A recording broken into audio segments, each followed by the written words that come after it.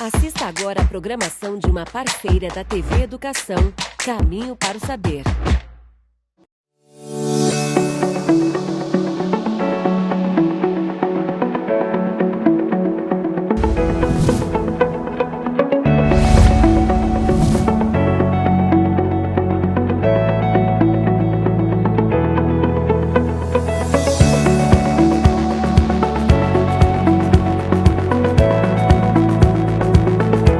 Cheio de mistérios, lendas, belezas, poesias e contrastes, São Luís, a capital maranhense, completa 409 anos nesta quarta-feira, dia 8 de setembro. E claro que a Educação em Rede não ia ficar de fora desse grande evento. Por isso que hoje eu te convido para um passeio pela história e pelo modo de vida em São Luís.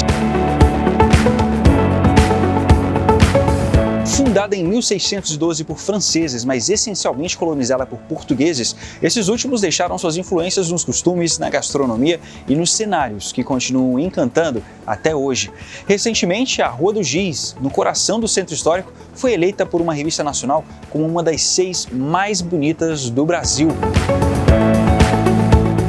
Os casarões, os azulejos, a escada feita com pedras de cantaria são alguns dos detalhes dessa rua que outrora foi um grande centro comercial de São Luís.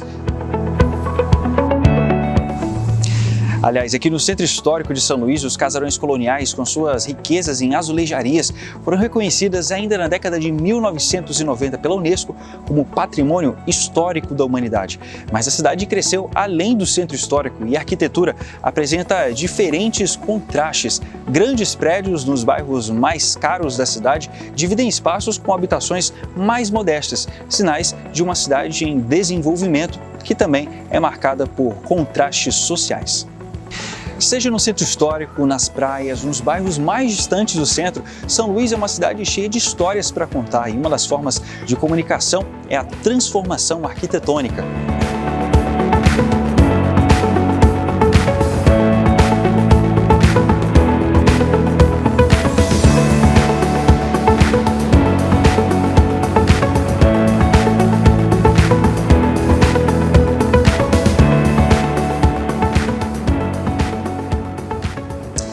E para falar mais sobre esse assunto, a gente convidou aqui a professora especialista nesse assunto, professora Grete Soares Flieger. É isso, né, professora?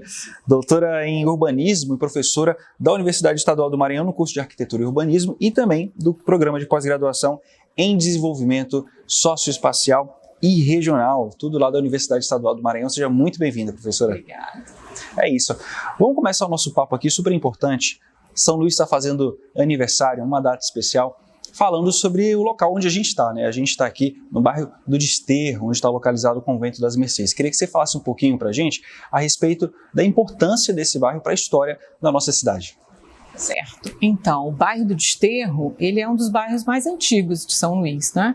Juntamente com a Praia Grande, o Palácio dos Leões, o núcleo fundacional, são as áreas que nós chamaríamos do marco zero da cidade, onde a cidade nasceu, né? Onde estava o Pão Açu, onde franceses chegaram, onde holandeses invadiram e onde portugueses começaram esse grande projeto de urbanização que foi reconhecido pela Unesco como Patrimônio da Humanidade. Então, ele é um bairro tradicional, importante e tem muita história para a cidade. E que carrega muita história para a cidade, né, professora? Carrega muita história, tem muitos moradores e muitos monumentos importantes como esse, né? Antigo convento da Ordem Mercedário, convento e igreja, assim como também a Rua da Estrela, a Rua do Giz, que eram parte do traçado original do Francisco Frias de Mesquita, né?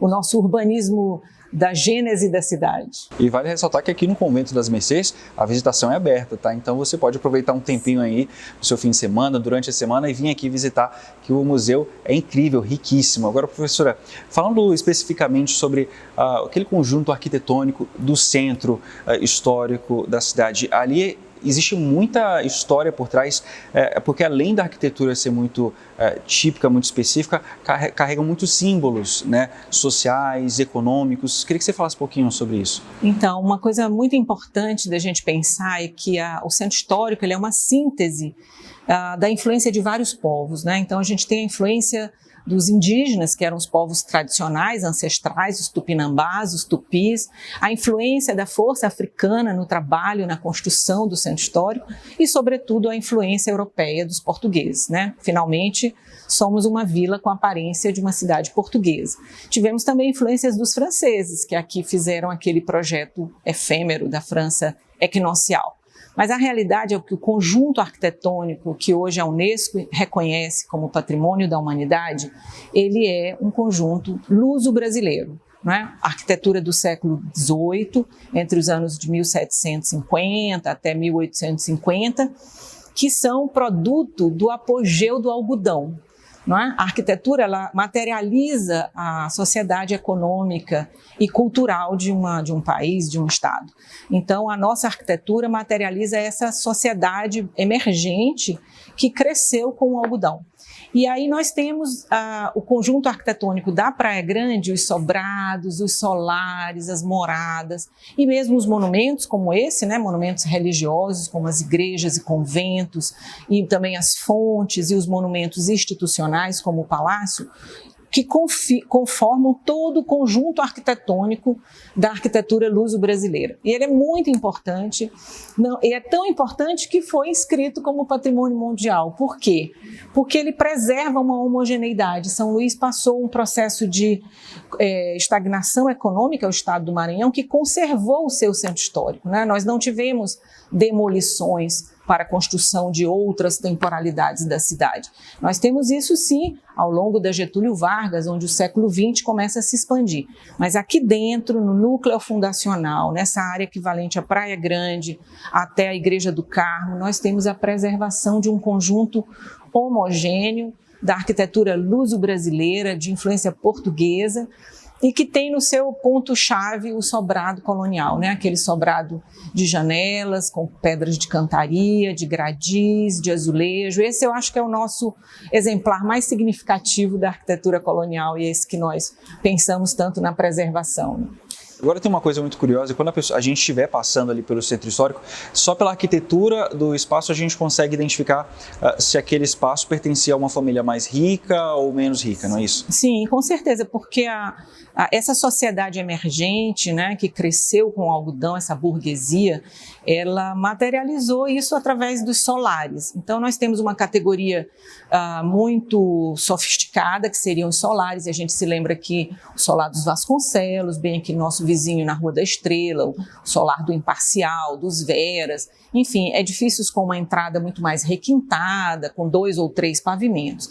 Depois nós temos o sobrado comercial, que seria aquele em que o comércio estaria embaixo, que é bem característico da Praia Grande, da Rua Portugal, e a morada em cima. Isso então seriam os maiores exemplares. E os menores seriam a morada de um pavimento apenas, morada inteira, meia morada, e depois a gente vai para o menor segmento, que é a porta e janela, muito comum aqui no Desterro, muito comum nos bairros menores da cidade, na Rua do Norte, enfim, perto do cemitério.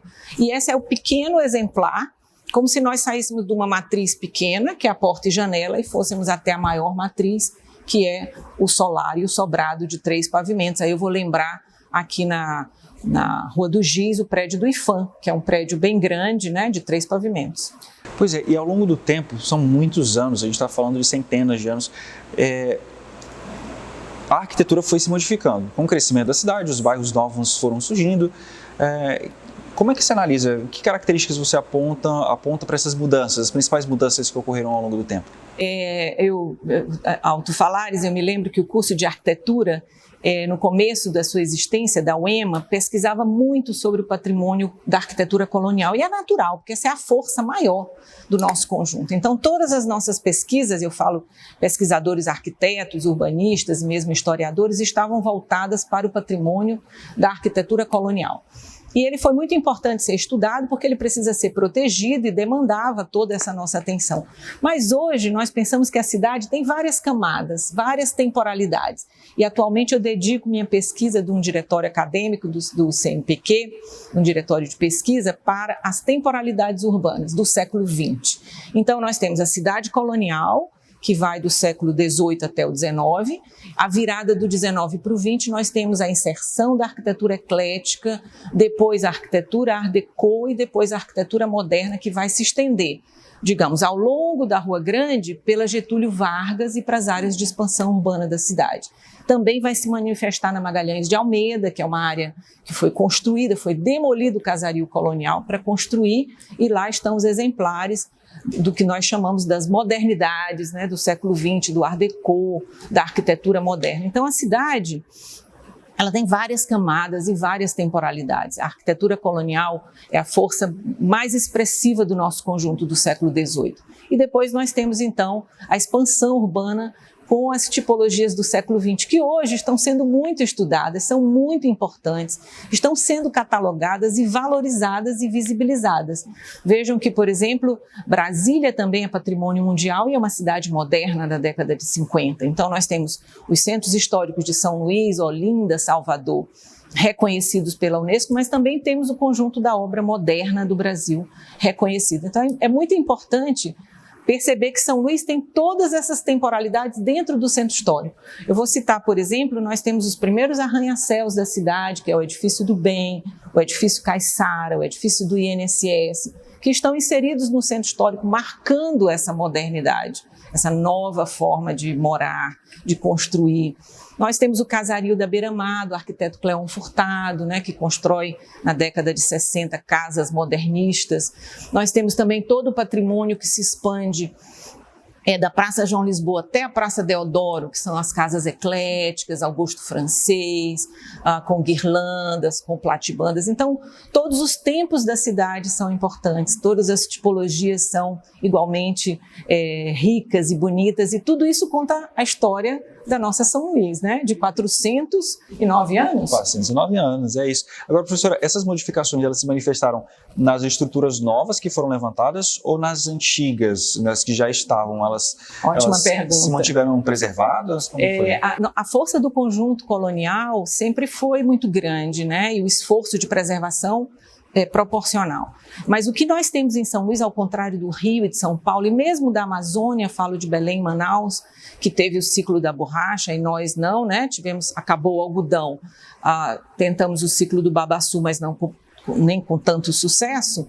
Então nós temos um ecletismo particular, que os elementos do eclético, as platibandas, as guirlandas e todo elemento decorativo europeu se incorpora ao patrimônio colonial. Isso faz com que a gente tenha uma modernidade que ela está junto ao patrimônio colonial. Então, muito comum você ver uma morada inteira de 5 portas, 5 janelas e portas, mas com platibandas neoclássicas, guirlandas francesas. Então, a gente vê a inserção da modernidade no patrimônio colonial, no primeiro momento, né, que seria a virada do XIX. E no século XX, não. Com a construção da Getúlio Vargas, da Magalhães de Almeida, nós temos, de fato, as modernidades construídas no eixo de expansão. Isso se refletiu nas pessoas que moravam nessas casas? Sim, novas formas de morar, né, em busca de modernidades, como, por exemplo, para o automóvel, que surge na década de 30, no começo do século XX, e o nosso conjunto colonial não contemplava, não é, nem espaços de estacionamento, nem casas com recuo lateral. O recuo lateral já é uma modernidade do ecletismo, das casas francesas, dos bangalôs, das casas ecléticas. Então a cidade ela vai se renovando, se atualizando e incorporando essas novas formas de morar. Isso é uma coisa muito interessante, né, na pesquisa e na vivência do centro histórico. E ao longo desse programa aqui que vocês estão assistindo, aqui na TV Educação, Educação em Rede, a gente tem falado muito sobre a história de São Luís, sobre a cultura, a gente está falando nesse momento da arquitetura. A senhora avalia que as pessoas, com o passar dos anos, têm entendido mais sobre a importância da gente valorizar, da gente conhecer um pouco mais da nossa arquitetura? Como é que você avalia hoje a nossa consciência em relação a esse tesouro que a gente tem no centro histórico? Eu acho que há um avanço muito grande na questão da educação patrimonial, na questão do pertencimento, da identidade e da memória. Eu acredito nisso porque os órgãos públicos, nas 3 instâncias, municipal, estadual e federal, vêm trabalhando duro. Mesmo nós, a Universidade Estadual do Maranhão, temos trabalhado em função da preservação do patrimônio, da pesquisa científica, de visibilizar esse patrimônio, de conhecer e catalogar. e os órgãos públicos têm feito o inventário. E eu acho que há também uma apropriação da comunidade moradora do centro histórico, né, e que vem ao centro histórico, do reconhecimento da importância de preservar esse patrimônio que também é reconhecido pela Unesco, que é nosso, mas sobretudo é do mundo também, né? Importa a todos nós, importa aos nossos filhos, né, aos nossos descendentes. A gente quer preservar para que isso tudo permaneça intacto, né? Essa memória, essa história fique conosco. Isso é extremamente importante. Agora, professora, a senhora tem até uma pesquisa, eu estava vendo aqui, que é uma pesquisa sobre a linguagem arquitetônica do século XX, né? A senhora até falou um pouquinho sobre isso, pincelou bem por alto, mas queria que você falasse um pouquinho sobre se existe algum projeto de preservação que seja de conhecimento da gente da arquitetura do século XX, que é o seu tema de pesquisa. Certo. Então, eu como pesquisadora da Universidade Estadual, eu estou conectada a várias redes de pesquisa nacionais e internacionais. Então, eu faço parte de uma rede de catalogação da arquitetura moderna, que é o Docomomo, que é uma rede holandesa, mas que está sediada no Brasil, e também de 2 grupos de pesquisa que são da Amazônia Moderna, né, que reúne todos esses estados, Maranhão, Pará, Amazônia, e também do ICOMOS Brasil, que é o órgão que cuida da preservação. E a partir dessas conexões eu tenho um diretório de pesquisa que envolve alunos da graduação, de doutorado, mestrado, bolsas de iniciação, alunos de trabalho final, para pesquisar sobre a importância do conjunto colonial e a importância hoje das modernidades que se inserem nesse conjunto. Por isso o meu diretório chama-se Ideários Urbanos, que são os planos urbanos, desde o plano Gênese de São Luís, que é o do Frias de Mesquita, que planejou a cidade portuguesa, até os planos do século XX, do Haroldo Tavares, do Witolaf Prochnik, do Rui Mesquita, de todos os que pensaram a expansão urbana. E pense, isso tudo é um instrumento muito importante para debater a cidade contemporânea, porque hoje, ao pensar o plano diretor, ao pensar a preservação, nós precisamos conhecer a nossa história, a nossa formação urbana, arquitetônica. Então, eu acho que esse é o papel da academia, né? O nosso papel é contribuir com a formação acadêmica, com o pensamento científico e com os projetos de pesquisa e de extensão pela preservação do centro histórico. Acho que a gente tem feito isso na UEMA. Tem, com certeza. Agora, tem algum bairro que tenha preservado mais essas características? Aqui nós temos várias áreas de tombamento, né? O tombamento estadual, ele se amplia até a área da Praça Deodoro, mas o tombamento federal, esse inscrito pela Unesco, é esse que está circunscrito aqui na Praia Grande, onde nós estamos aqui, a Faculdade de Arquitetura, o curso de História também. Então, essa área, eu acho que ela tem captado muito mais interesse, recursos e iniciativas. É óbvio que o nosso conjunto tem 4.000 imóveis de interesse. É um desafio imenso para preservar, né? É uma questão que hoje, eu penso, deva envolver não só todos os órgãos públicos, como a parceria pública-privada, além da comunidade. Se não nos juntarmos todos em prol da defesa e da preservação do patrimônio, nesse conjunto imenso, é muito difícil. Mas eu penso que a Praia Grande, hoje, ela tem iniciativas e ela está num estágio de preservação bastante razoável e eu espero que melhore cada dia. E tomara que para o futuro a gente consiga ter um centro histórico ainda mais bonito, mais preservado. Agora, professora, só para a gente encerrar aqui o nosso papo, a gente está falando de 409 anos, uma evolução, enfim, uma história enorme, riquíssima da nossa arquitetura. Século XXI, tem alguma característica específica do nosso centro? Então, eu falo da importância de estudar a cidade do passado para compreender a cidade na contemporaneidade, porque nós somos pessoas contemporâneas, vivemos numa cidade contemporânea marcada por toda essa história, por toda essa memória e todo esse conteúdo, né? A cidade contemporânea, ela busca lições na cidade histórica, né? Então, todos os planos urbanos que protegeram o centro no sentido de expandir a cidade para o lado das praias, eles pensaram essa evolução, esse processo de amplitude urbana. Então, veja bem, do centro, a cidade cresceu para dentro através da Rua Grande da Getúlio Vargas, mas aí na década de 70 nós tivemos a construção das pontes, as 4 pontes, né? A Caratatiba, que é a mais antiga, São Francisco, Bandeira Tribus e a barragem do Bacanga. Com esses 4 braços, a cidade se expandiu. e foi buscar o século XXI, o caminho das praias, o caminho do Renascença, né, da Península, mas as experiências do passado, né, o traçado urbano, o nosso modo de morar, toda a forma como se implantou na ilha a cidade, ela foi uma experiência para o século XXI. Hoje a cidade está para o lado de lá, mas o centro histórico é o nosso marco zero, né? O nosso núcleo básico que cresceu e se expandiu em busca dessa contemporaneidade que mudou o modo de morar, o modo de habitar, enfim, que são as temporalidades urbanas, né? Eu falo que é muito importante estudar a cidade em todos os seus séculos. Então nós temos 4 séculos de histórias, todos são importantes, todos fazem parte da nossa cidade. Tem muita coisa para conhecer, né, professora? A gente conversou agora com a professora Greide Soares Flieger, é isso, né? Sobrenome alemão, né, professora? Ela é professora da Universidade Estadual do Maranhão. Você quer mandar uma felicitação para a cidade, 409 anos, sobre esse olhar da arquitetura?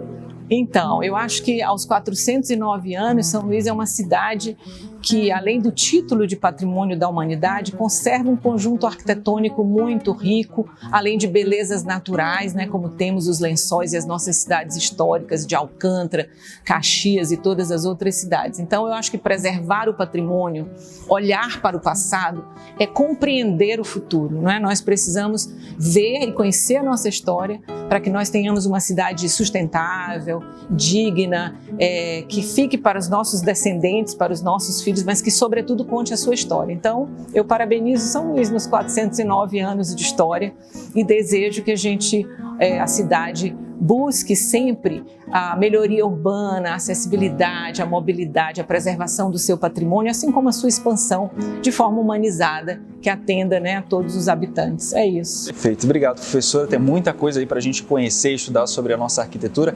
A gente vai fazer uma pausa agora no nosso Educação em Rede. A gente volta daqui a pouquinho com mais programa para você sobre São Luís, 409 anos. A gente volta já.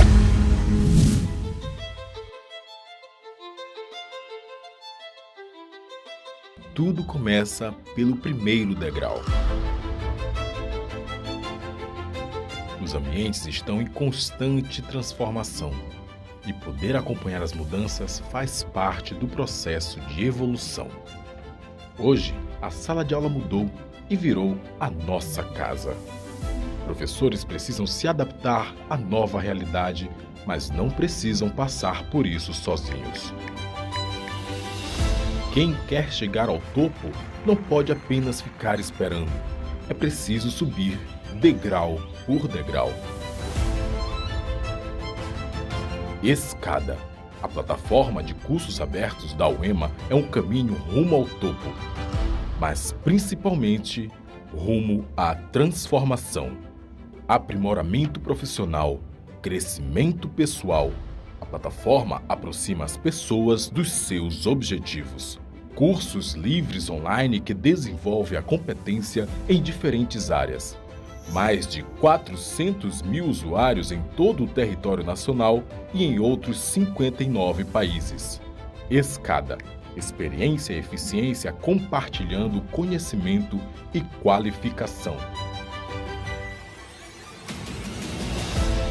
Uma plataforma interativa e de fácil acesso, inovadora no uso das tecnologias e atualizada constantemente. A pandemia alterou a vida de milhões de pessoas. Professores e alunos dormiram em um mundo e acordaram em outro completamente diferente, com novas demandas e exigindo novas habilidades. Ficar parado no meio da escada não é uma opção. Buscar o aperfeiçoamento profissional é o caminho. Um caminho que não precisa ser trabalhado sozinho. CAPES e UEMA unidas em prol da educação. Uma parceria que vai ampliar as oportunidades de formação docente. É a expertise da UEMA em desenvolver alternativas inovadoras por meio da plataforma Escada, aliada ao compromisso da CAPES com a formação continuada de professores. 2 instituições por uma educação melhor e mais qualificada no Brasil. 300 mil vagas. 5 cursos especialmente idealizados para os professores, gratuitos e com certificação, com foco na nova realidade que é aprender, trabalhar e evoluir. Mesmo que não saibamos quando tudo isso vai passar, podemos pelo menos ter uma certeza, a de que um dia tudo isso vai passar. E até lá, a CAPES e a UEMA serão promotoras do conhecimento, do aprimoramento, do aperfeiçoamento profissional e, é claro, da formação de professores. Enquanto houver esperança, sempre haverá um caminho, degrau por degrau, até o topo da escada.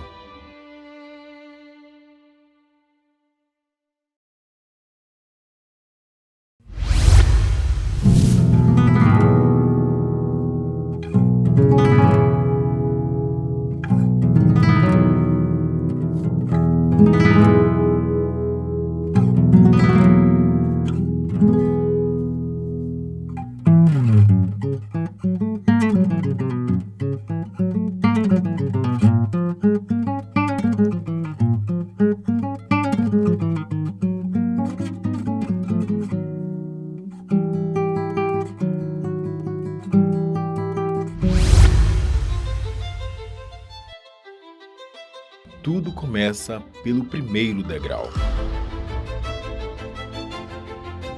Os ambientes estão em constante transformação e poder acompanhar as mudanças faz parte do processo de evolução.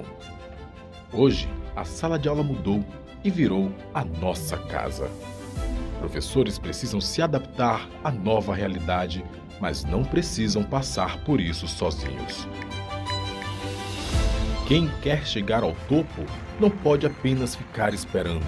É preciso subir degrau por degrau. Escada. A plataforma de cursos abertos da UEMA é um caminho rumo ao topo, mas principalmente rumo à transformação, aprimoramento profissional, crescimento pessoal. A plataforma aproxima as pessoas dos seus objetivos. Cursos livres online que desenvolvem a competência em diferentes áreas. Mais de 400 mil usuários em todo o território nacional e em outros 59 países. Escada. Experiência e eficiência compartilhando conhecimento e qualificação. Uma plataforma interativa e de fácil acesso, inovadora no uso das tecnologias e atualizada constantemente. A pandemia alterou a vida de milhões de pessoas. Professores e alunos dormiram em um mundo e acordaram em outro completamente diferente, com novas demandas e exigindo novas habilidades. Ficar parado no meio da escada não é uma opção. Buscar o aperfeiçoamento profissional é o caminho. Um caminho que não precisa ser trabalhado sozinho. CAPES e UEMA unidas em prol da educação. Uma parceria que vai ampliar as oportunidades de formação docente. É a expertise da UEMA em desenvolver alternativas inovadoras por meio da plataforma Escada, aliada ao compromisso da CAPES com a formação continuada de professores. Duas instituições por uma educação melhor e mais qualificada no Brasil. 300 mil vagas. 5 cursos especialmente idealizados para os professores, gratuitos e com certificação, com foco na nova realidade que é aprender, trabalhar e evoluir. Mesmo que não saibamos quando tudo isso vai passar, podemos pelo menos ter uma certeza, a de que um dia tudo isso vai passar.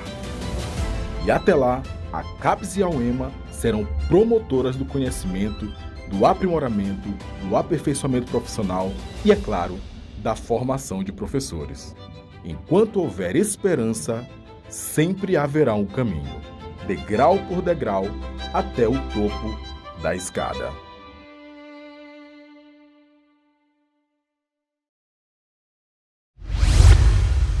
E agora que a gente já conversou sobre arquitetura, linguística, vamos saber um pouquinho mais sobre a história de São Luís? O doutor em História e coordenador do Núcleo de Pesquisas em Historiografias e Linguagens, Henrique Borralho, conversou com a gente sobre um pouco das curiosidades da capital maranhense. E nesse aniversário de 409 anos de São Luís, vamos falar um pouco das curiosidades que permeiam esses mais de 4 séculos de história. Para isso, vamos conversar com o professor Henrique Borralho. Ele é doutor em História, coordenador do mestrado em Letras e do Núcleo de Pesquisas e Historiografias e Linguagens da Universidade Estadual do Maranhão. Boa tarde, professor. Obrigada pela presença. Prazer meu. Professor, em vários aspectos, São Luís possui características da colonização portuguesa e uma semelhança muito grande com a cidade de Lisboa, em Portugal. Eu queria que o senhor falasse um pouco de uma curiosidade muito específica entre essas duas cidades.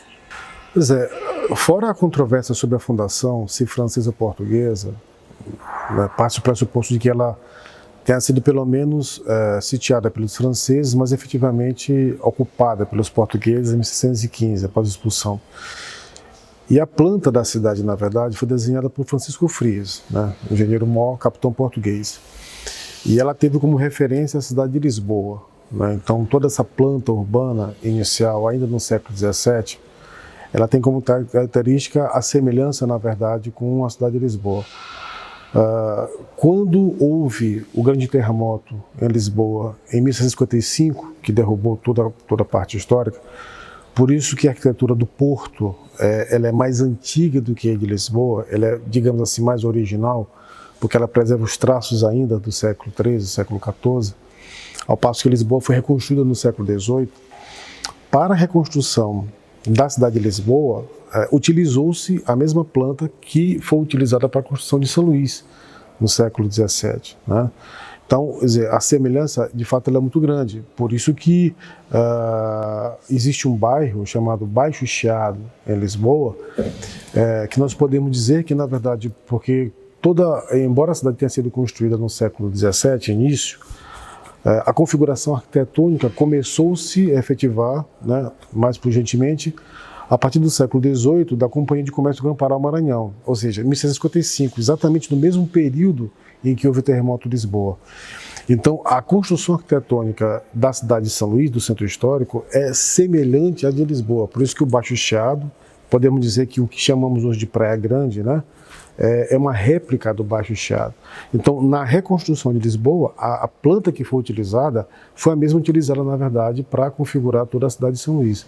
Então, esse é um dos traços, né, que ligam as duas cidades, além do fato de que nas galerias subterrâneas que existem por toda a cidade, isso era uma característica de uma cidade medieval, ou seja, era a captação da chuva, né, que ligava sobretudo os sítios históricos, os mais originais, como a igreja como essa da Sé, exatamente porque na construção portuguesa as igrejas constituíam os marcos referenciais arquitetônicos da própria cidade. Então isso também era um traço que a cidade de São Luís também herdou de Lisboa.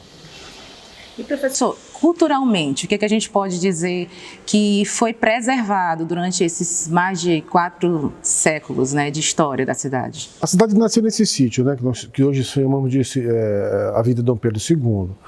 É claro que a construção original do primeiro palácio, que é hoje o palácio do governo, já não existe mais, era um forte, na verdade, de madeira do século XVII, ele foi destruído, e depois ele é reconstruído aos moldes de palácios franceses, né, do Palácio de Versailles, na França.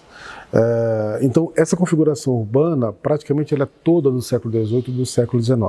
Agora, do século XIX, sim, basicamente, afora as intervenções muito mais modernas, grosso modo, o conjunto arquitetônico tombado e preservado, ele é o mesmo do século XIX. Agora, culturalmente, a cidade de São Luís ela se configura por ser uma cidade de marcas culturais indígenas e negras muito fortes. Era um arruamento, né, quer dizer, era um aldeamento tupinambá, né, daí o nome Upaum-Açu. E depois começaram a chegar os negros africanos aqui, né, sobretudo alçais, né, Angolas, enfim.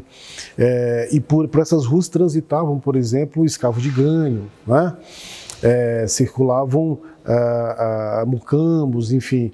Então, toda essa parte, a característica cultural que hoje se tem de São Luís, no que diz respeito à culinária, à musicalidade, né, nas danças, são traços, né, desse período colonial escravagista, claro, né, muito forte, que se mantém até hoje, e dão esse caráter muito peculiar à cidade de São Luís. Como diria Josué Montello, a cidade que dorme ao som dos tambores. É uma característica cultural muito forte da cidade de São Luís. A musicalidade, a poesia, né, a literatura, né, as artes, a culinária, as danças, a religiosidade, as irmandades religiosas que transitavam por aqui. Nós estamos gravando no Palácio Episcopal, no Museu de Arte Sacra, quer dizer, havia inúmeras irmandades que transitavam aqui no século XIX e que ainda poucas ainda transitam durante a Semana Santa. Então, é uma cidade de traços indígenas e africanos muito forte. E, professor, é notório que São Luís tem uma história muito rica e, arquitetonicamente falando, também. Mas houve um período onde esse patrimônio ele foi ameaçado, né? Eu queria que o senhor falasse um pouquinho para a gente sobre esse período e o que essas mudanças que estão acontecendo hoje, essas reformas que estão acontecendo hoje, principalmente no centro histórico, o que ela representa para a história. Essa concepção arquitetônica preservacionista, ela nasce na década de 30, quando você tem a instituição da Sociedade Brasileira do Patrimônio Histórico, né? Hoje chamado de IPHAN. Essa concepção arquitetônica, que começa lá na França e se preocupa muito com as intervenções do Le Corbusier, a ideia de que a cidade ela é dos carros, né? Então você já tinha destruição, por exemplo, do Rio de Janeiro, a partir da destruição do Morro do Castelo, da construção da Avenida Rio Branco, o caso, por exemplo, de São Paulo, que se deixou apenas o pátio do colégio e se destruiu também todo o centro colonial. Todo esse modelo, Nova York também, a própria Paris, né, com a construção dos boulevards, né, do século XIX. Então, quer dizer, essa concepção, entre aspas, moderna e modernista, ela deu um tom da construção das cidades. Era um modelo a ser seguido, né, o modelo de Art Nouveau, né, o modelo de Art Deco também, começa a entender que esse passado precisa ser destruído. Aqui não foi diferente. Havia um projeto, né, de se destruir todo esse centro histórico na década de 30, que até se iniciou, o que hoje nós temos, o início da Rua do Egito, que se liga até a Magalhães de Almeida. Você pode perceber de quem sobe, na verdade, né? Do lado direito, os casarões estão preservados, e do lado esquerdo, apenas, né, o colégio, né, Santa Teresa, a igreja, a Grande Senhora dos Pretos, e depois tudo vira Art Deco e Art Nouveau, né, no início do século XX. Até nós chegamos ao prédio que foi o Banco do Estado, que é um edifício muito alto. Então tudo isso foi destruído até se chegar à Praça João Lisboa, que era onde está hoje o convento, né, Convento do Carmo. E aí você tem a Magalhães de Almeida, que também foi destruída. Então a ideia era se rasgar da Avenida Beira-Mar até onde hoje é a Magalhães de Almeida e depois puxar uma outra ponta que iria da Praia Grande, subindo até o Campo do Ourique, onde hoje é a Praça Deodoro. Então eles iriam fazer uma cruz e construir uma larga avenida, porque a ideia é de que o atraso do Maranhão estava relacionado com esse passado arquitetônico colonial, né? Por que não se fez? Não foi por uma consciência preservacionista. Isso aconteceu porque, na verdade, não havia um capital financeiro, industrial, comercial, imobiliário, como houve no Rio de Janeiro e como houve em São Paulo. Então não havia dinheiro suficiente para se destruir e fazer uma cidade nova. Quando houve dinheiro, que foi a partir de 1950, com a ligação, né, da rodoviária federal, quando São Luís se liga ao interior do estado e o resto do Nordeste, já havia uma concepção patrimonialista preservacionista vinda da Unesco. A Unesco começava a se fazer ali na década de 60, levantamento e tombamento das cidades. Então, Alcântara em 66 e São Luís também, em 66 e 67. O arquiteto responsável por isso chama-se Michel Parrin, era um francês que veio aqui e faz o início do levantamento, do tombamento, tanto de São Luís como de Alcântara. Então, a partir dessa ideia da Unesco de preservação, o Brasil começa a iniciar suas primeiras leis de tombamento. Então, em 79, foi feito o projeto Praia Grande, que foi a primeira ideia, vindo a partir da Unesco, né, de preservação todo esse casario, né, que é o maior em estilo colonial do hemisfério sul, né?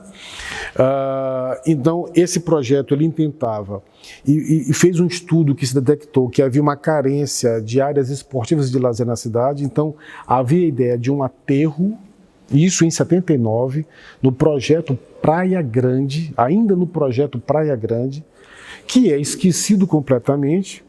E depois, em 86, aparece o projeto Reviver, que retoma os mesmos princípios preservacionistas, já com os olhos do IPHAN, e onde foi feita então a restauração de apenas 10% de todo o complexo do anel viário que correspondia à cidade de São Luís no século XIX. Então, o que está preservado, ou seja, o que foi restaurado, corresponde a apenas 10% de todo o sítio urbano que corresponde aos séculos XVIII e século XIX, todo esse período. E agora nós estamos assistindo, ainda que timidamente, um processo de reocupação e restauração desses prédios. Porque quando a cidade cresceu para o São Francisco, quando a ponte é criada em 70, 71, os moradores que viviam aqui no centro se mudaram para a parte nova. Então tudo isso aqui ficou abandonado. Tudo aqui ficou a esmo, na verdade.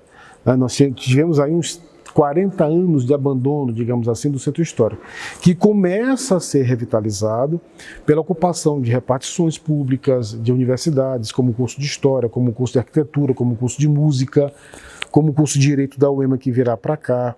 Agora, acabo de saber que vai ser implantado um restaurante universitário aqui, no centro histórico. Então, todo esse complexo de ocupação, dessa parte, você começa a perceber pela restauração de alguns casarões e a instalação de alguns museus. Então, claro, na minha opinião, alguns equívocos, como a retirada de paralelepípedos originais e um calçamento moderno, digamos assim, como foi feito na Rua Grande, mas pelo menos se colocando a iluminação subterrânea, mas grosso modo, respeitando-se algumas características do traço arquitetônico original da cidade. Então, eu particularmente vejo com muitos bons olhos esse lento processo de restauração do centro histórico da cidade.